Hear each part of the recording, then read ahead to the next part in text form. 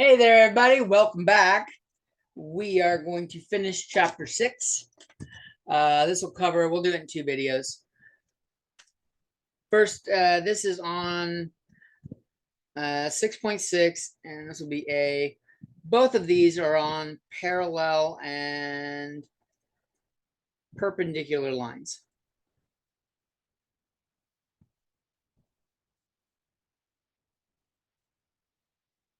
So parallel lines, I've talked about it before just briefly. These are lines that do not cross.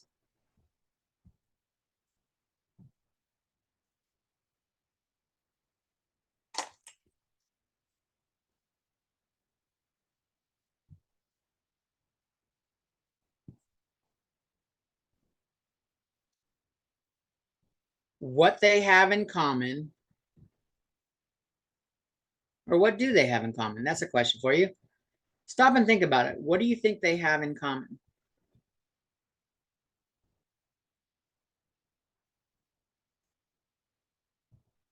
Let's put this on a graph for you. Let's pick 2 lines.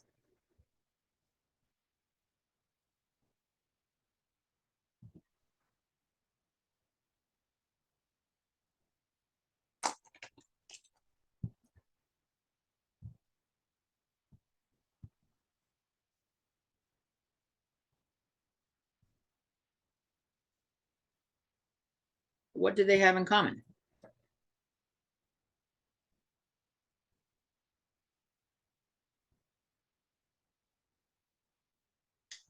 If you said they have the same slope, you'd be right. You win. You win the internets. All right, so that's what parallel lines have in common. If this is line 1 and this is line 2, M1 equals M2. Now, perpendicular lines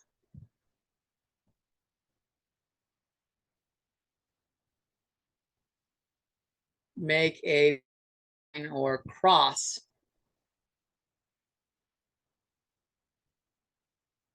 when they intersect.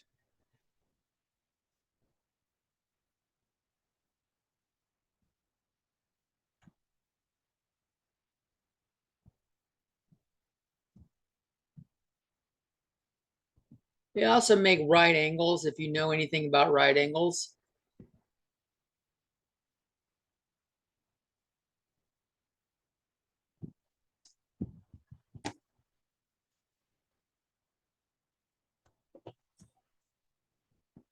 And what they have in common, which is a little bit harder to see, is they have opposite reciprocal slopes.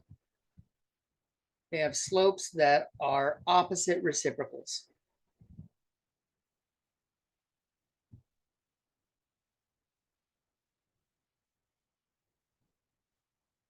So if M1 equals 2/5, M2 equals -5/2. If M1 equals 3, M2 equals -1/3. If M1 equals -1/4, then M2 equals 4. They have opposite slopes. So in this first video, we're just going to have 2 lines, the points for 2 lines, and we're going to test, are they perpendicular? So this is our game for this video. Parallel, perpendicular, or neither.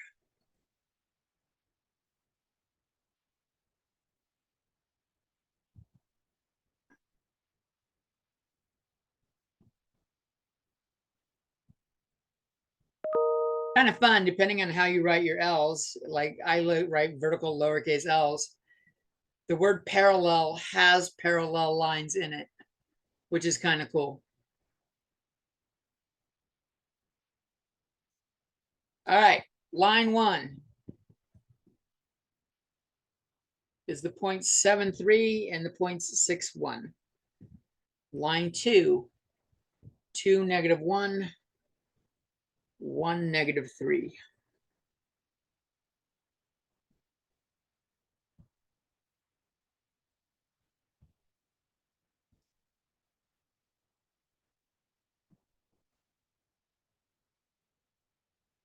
All right, so check. Well, let's find the slope for M1. I'll call this 2 and 1. Y2 minus Y1 is 3 minus 1. X2 minus X1 is 7 minus 6. This is 2 over 1, which is 2. M1, M2, I'll do the same pattern, 2 and 1.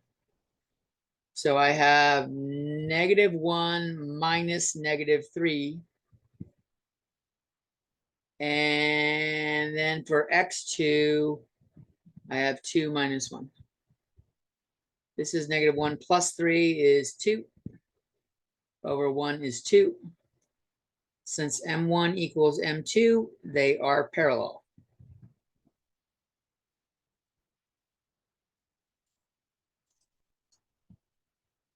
B. L1 is 7, 3 and 1, 3. L2 is 5, 2 and 5, -3.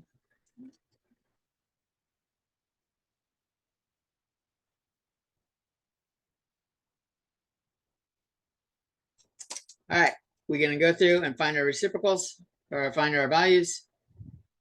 M1 here, 2, 1. 3 minus 3 over 7 minus 1 is 0 over 6, or 0. M2 is 2 minus -3 over 5 minus 5.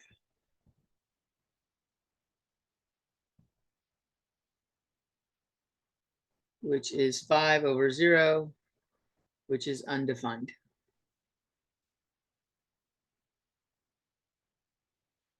Now, it might be easier to see looking at the 5 over 0 and going the opposite reciprocal of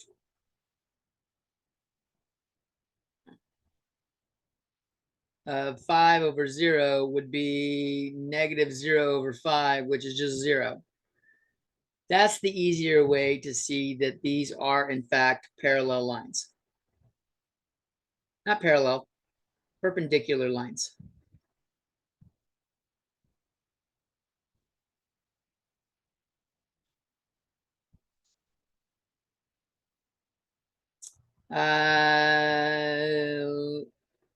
Or you can remember when the slope is 0, this is horizontal. And when the slope is undefined, it's vertical. And these are perpendicular.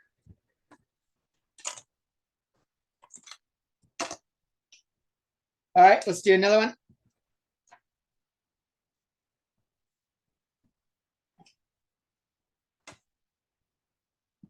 Uh, 2, 7, 3, -1 will be line 1. And 6, -4, -2, 5 will be line 2. Go ahead and work through those and see what you get.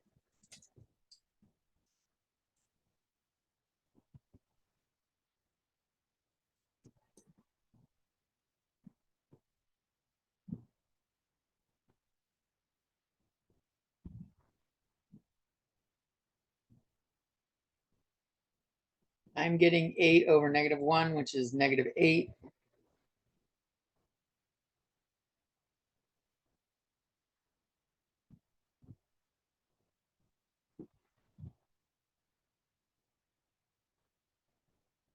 And for M2, Why I like doing the second point first and the first point one is the second point, is then I can take the numbers in order. This will be y2 and y1, and I don't have to stop and think. This one goes first, then this one. If I choose them in the order that doesn't, like, I don't go 1, 2, instead if I go 2, 1, I can just grab and drop in the order that they're in, the y's and the x's. -4 minus 5 is -9. This is 6 plus 2 is 8. So for a perpendicular line of M1, M1's perpendicular line, that's the symbol for perpendicular.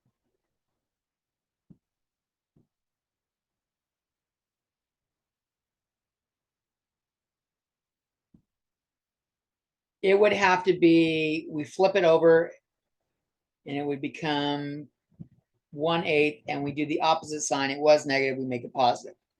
That is not this. So these are neither. They don't have the same slope, and they're not perpendicular. For quick practice, what would be the perpendicular line for M2, the slope of it? We take the fraction, we flip it over, and we make the sign the opposite. So it would be 8/9. Okay. That's it for this first video. Peace.